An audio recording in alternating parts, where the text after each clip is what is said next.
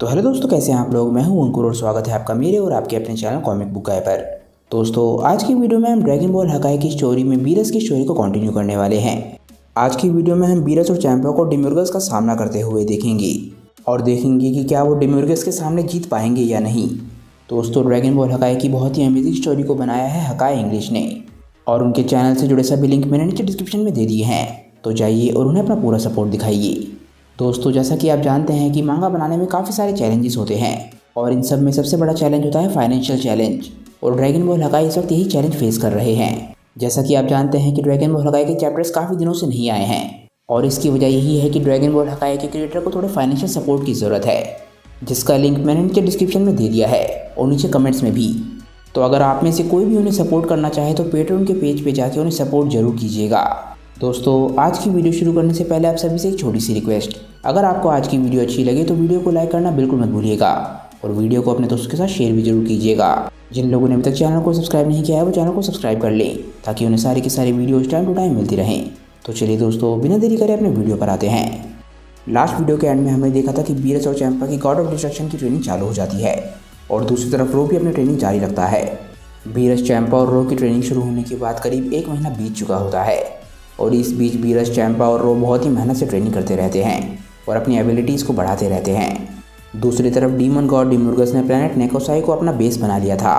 वो अपने प्लैनेट से उस सारे डिस्ट्रक्शन को देख रहा था जो उसके डीमंस पूरे यूनिवर्स में फैला रहे थे। इसके बाद हम डेमियोर्गस को देखते हैं जो कि अपनी क्रिस्टल बॉल में देख रहा होता है। वो बोलता है कि मुझे बहुत पसंद आता है जब ये बेवकूफ़ मॉडल्स मेरे डीमंस का सामना करने की कोशिश करते हैं। मुझे हमेशा ही बहुत अच्छा लगता है जब मैं इतना खून खराबा देखता हूँ। एकदम से डेमियोर्गस को कुछ महसूस होता है और उसके चेहरे पे स्माइल आ जाती है। वो बोलता है कि लगता है मेरे पास थोड़े गेस्ट आए हैं। तभी हम देखते हैं कि रो, चैंपा और बीरस तीनों प्लैनेट नेकोसाई तक पहुँच जाते हैं। वहाँ पर हम देखते हैं कि बहुत सारे डीमंस ऑलरेडी इनका इंतज़ार कर रहे थे। तभी एकदम से रो अपनी तलवार को समन करता है और उसकी जी स्वॉर्ड उसके हाथ में आ जाती है। रो बोलता है कि तुम लोग इनकी चिंता मत करो, मैं इन लोगों को संभाल लूँगा। चैंपा बोलता है ठीक है, हम इन्हें तुम्हारे हाथों में छोड़कर जा रहे हैं। तभी हम देखते हैं कि बीरस और चैंपा एकदम से डेमियोर्गस के कैसल की तरफ जाने लग जाते हैं। इसके बाद हम स्पेस में आते हैं और हम देखते हैं कि वीस प्लैनेट के बाहर से इस लड़ाई को देख रहा था। वो बोलता है कि आज हमें जानने का मौका मिलेगा कि ये नए गॉड्स क्या कर सकते हैं। तभी हम डेमियोर्गस को देखते हैं। हम देखते हैं कि उसके सामने का दरवाज़ा एकदम से ही टूटता है और वो बोलता है स्वागत है। हम देखते हैं कि ये कोई और नहीं चैंपा और बीरस है।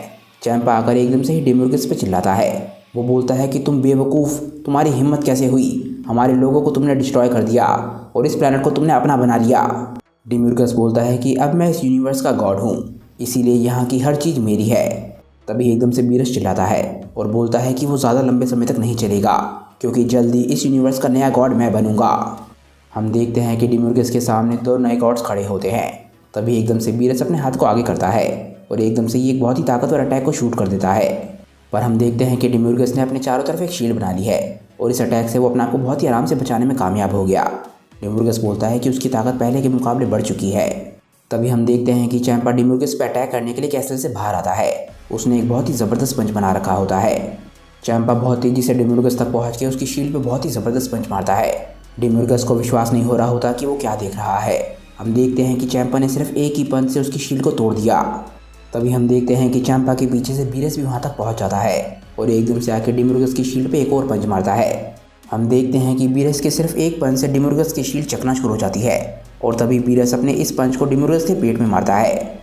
बीरस का ये पंच इतना ज़बरदस्त था कि एकदम से ही डेमियोर्गस के मुँह से खून निकलने लग जाता है और तभी एकदम से चैंपा उस पर बिल्कुल भी रहम नहीं करता और उसके पेट में बहुत ही ज़बरदस्त किक मारता है। हम देखते हैं कि डेमियोर्गस पीछे की तरफ जाके गिर रहा होता है, पर तभी वो एकदम से खुद को संभाल कर अपना एक स्लैश अटैक चैंपा की तरफ फेंकता है। पर हम देखते हैं कि बीरस और चैंपा भी पहले से ही तैयार थे। वो भी अपने एक स्लैश अटैक डेमियोर्गस की तरफ शूट करते हैं। बीरस और चैंपा के अटैक्स बहुत ही आराम से डेमियोर्गस के अटैक को तोड़ने में कामयाब हो जाते हैं और ये चीज़ डेमियोर्गस एकदम से नोटिस कर लेता है। बीरस और चैंपा के अटैक्स एकदम से ही डेमियोर्गस की तरफ बढ़ने लग जाते हैं, पर किसी तरीके से डेमियोर्गस अपने आप को बचाने में कामयाब हो जाता है। तभी एकदम से सुपर स्पीड का इस्तेमाल करके चैंपा डेमियोर्गस के पीछे पहुंच जाता है। चैंपा पीछे से आके डेमियोर्गस को मारने की कोशिश करता है, पर हम देखते हैं कि डेमियोर्गस एकदम से ही आफ्टर इमेज टेक्निक का इस्तेमाल करता है और चैंपा के अटैक से पहले ही गायब हो जाता है। हम देखते हैं कि डेमियोर्गस चैंपा के पीछे पहुंच गया है और उसके हाथ में एक भाला है।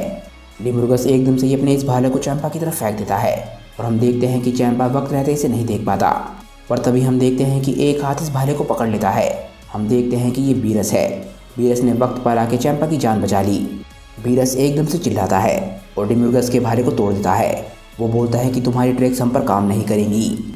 वीस ने अपनी ट्रेनिंग में हर तरीके की ट्रिक्स का इस्तेमाल किया था।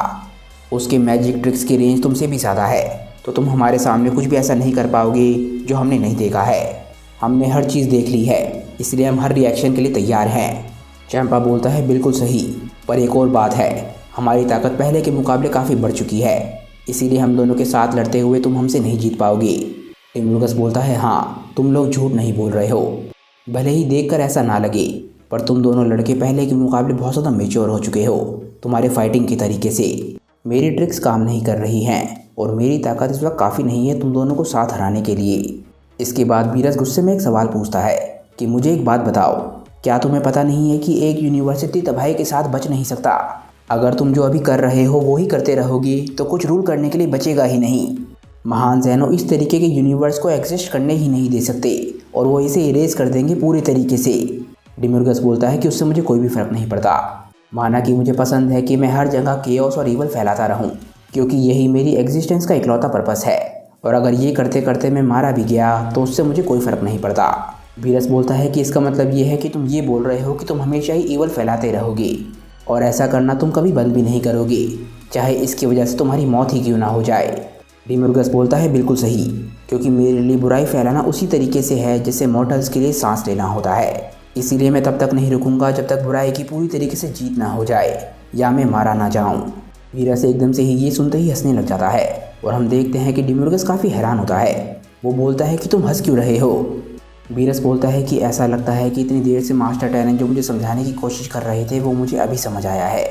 तुम डीमन गॉड के तौर पर अपना रोल पूरी तरीके से निभा रहे हो, क्योंकि यही तुम्हारा नेचर है और यही तुम्हारा नेचर तुम्हें करने के लिए बोलता है, और बाकी तुम्हारे लिए दुनिया में कुछ भी मैटर नहीं करता।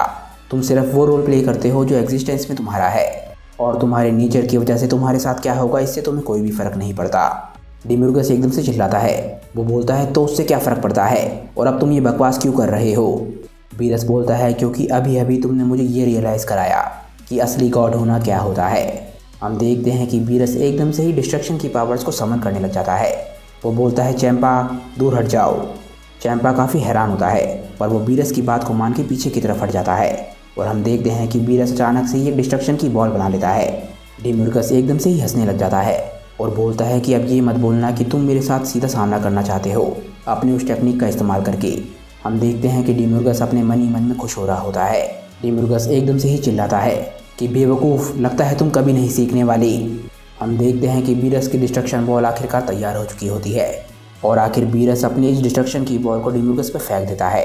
डिम्युर्गस बोलता है कि मैं इस अटैक की ताकत को पहले कम कर दूंगा और उसके बाद इसे एब्जॉर्ब कर लूँगा, जैसा कि मैंने पिछली बारी किया था। इस तरीके से मेरी ताकत बढ़ जाएगी और उसके बाद मैं इन दोनों को हराने में कामयाब हो जाऊँगा। हम देखते हैं कि एकदम से ही डिम्युर्गस एक अटैक बनाता है और बीरस के इस अटैक पे शूट कर देता है।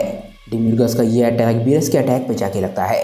डिम्युर्गस को लगता है कि उसने बीरस के अटैक को कमज़ोर कर दिया और इसके बाद वो बीरस के अटैक को एब्जॉर्ब करने की कोशिश करने लग जाता है। वो बोलता है कि मुझे ये ताकत दे दो बेवकूफ़। पर डिम्युर्गस बिल्कुल हैरान रह जाता है। वो बोलता है कि आखिर ये क्या है, मैं इस अटैक की एनर्जी को एब्जॉर्ब क्यों नहीं कर पा रहा हूँ। बीरस बोलता है कि पिछली बारी मेरे हकाई की एनर्जी नेगेटिव फीलिंग से भरी हुई थी, क्योंकि पिछली बारी मेरी पर्सनैलिटी में काफ़ी ज़्यादा दिक्कतें थी और मैं डिस्ट्रक्शन के असली पर्पस को पहले समझ नहीं पाया था। यहाँ से आगे कभी भी मैं अपने फीलिंग्स के हिसाब से डिस्ट्रक्शन का इस्तेमाल नहीं करूँगा, बल्कि सिर्फ इसलिए इस्तेमाल करूँगा क्योंकि वो मेरा काम है। नफ़रत, प्यार, दया, ये कभी भी मेरी डिस्ट्रक्शन के बीच में नहीं आएंगे, क्योंकि एक गॉड को अपनी फीलिंग्स से ऊपर उठना ज़रूरी है। डिम्युर्गस एकदम से ही चिल्लाता है और बोलता है तुम बेवकूफ़, क्या तुम ये बोल रहे हो कि अब तुम्हें मुझसे नफ़रत नहीं है? मैंने तुम्हारे मास्टर को मार दिया और तुम्हारे लोगों को भी ख़त्म कर दिया, क्या तुम्हें याद है? बीरस बोलता है मेरे मास्टर और मेरे लोग इसलिए ख़त्म हुए क्योंकि यही नेचुरल ऑर्डर है और ये किस्मत का एक ऐसा हिस्सा था जिसे बदला नहीं जा सकता। तुमने सिर्फ एक एजेंट का काम किया जिसकी वजह से ये हो पाया। इसी तरीके से मैं भी एक एजेंट हूँ जो कि तुम्हारे डिस्ट्रक्शन का कारण बन रहा है। डिम्युर्गस बोलता है बेवकूफ़ बच्चे, तुम्हारी हिम्मत कैसे हुई कि तुम अपने आप को इतना महान दिखा रहे हो? तुम आखिर खुद को समझते क्या हो? इसके बाद बीरस बोलना शुरू करता है। वो बोलता है मैं हूँ बीरस द डिस्ट्रॉयर और अब मैंने काफ़ी सहन कर लिया। एकदम से ही बीरस अपने हाथों को आगे करता है और वो अपनी डिस्ट्रक्शन बॉल को प्लैनेट की तरफ पुश करने लग जाता है। डिस्ट्रक्शन की बॉल जाके एकदम से ही प्लैनेट से टकराती है और डिमुर्गस अब समझ जाता है कि क्या होने वाला है।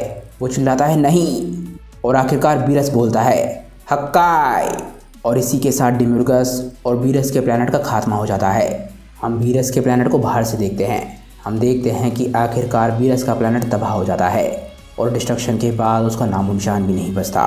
सब कुछ खत्म होने के बाद चैंपा बीरस के पास वापस आता है और बोलता है तुमने हमारे प्लैनेट को भी ख़त्म कर दिया, आखिर तुमने ऐसा क्यों किया? बीरस बोलता है कि नेकोसाई के लोग अब जिंदा नहीं हैं, इसीलिए कोई लॉजिकल रीज़न नहीं था इस प्लैनेट को अपने यूनिवर्स में रखने का। चैंपा बोलता है कि इससे तुम्हारा क्या मतलब है कि वहाँ पर अब लोग नहीं बचे, हम लोग अभी भी नेकोसेजियंस हैं। बीरस बोलता है नहीं, हम अब बीरस और चैंपा हैं, गॉड ऑफ डिस्ट्रक्शंस। तभी एकदम से वीस वहाँ पर आ जाता है और बोलता है कि लगता है तुम्हें समझ आ गया कि एक देवता होना क्या होता है। लगता है मिस्टर टैरन सही थे तुम्हें अपने डिसाइपल के तौर पे चूज़ करने में। मिस्टर बीरस, आप सच में एक गॉड ऑफ डिस्ट्रक्शन बनने के लायक हैं। तभी हम देखते हैं कि रोबी वहाँ पर वापस लौट आता है और बोलता है कि सच में वहाँ पर तो हज़ारों डीमंस थे, पर जब प्लैनेट तबाह हुआ तो काफ़ी सारे मारे गए और बाकी डिमुर्गस की मौत के बाद इधर उधर भाग गए। बीस बोलता है क्योंकि अब डिमुर्गस यहाँ पर बाकी डीमंस की मदद करने के लिए नहीं है तो काफ़ी सारे डीमंस कंफ्यूज हो जाएंगे और वापस अपने प्लैनेट मकाए पर लौट जाएंगे, और जो शांति से नहीं लौटेंगे उन्हें हम संभाल सकते हैं। बीरस एकदम से स्माइल करता है और बोलता है कि तो ऐसा लगता है कि हम लोग जीत गए। इसके बाद कुछ दिन बीत जाते हैं और हम महान ज़ैनो के पैलेस पर आते हैं जहाँ पर सारे गॉड्स और एंजल्स आए हुए हैं 18 यूनिवर्स के, और ऑब्वियसली यूनिवर्स 7 के गॉड ऑफ डिस्ट्रक्शन टैरन और गॉड ऑफ क्रिएशन गाजा यहाँ पर नहीं है क्योंकि उनकी मौत हो चुकी है। और इन सभी गॉड्स और एंजल्स के बीच में कुछ लोग और थे जिनमें थे वीस, बीरस, चैंपा और रो। हम इसके बाद ग्रैंड प्रीस्ट को देखते हैं। हम देखते हैं कि सभी गॉड्स और एंजल्स उनके सामने सर झुकाए हुए हैं।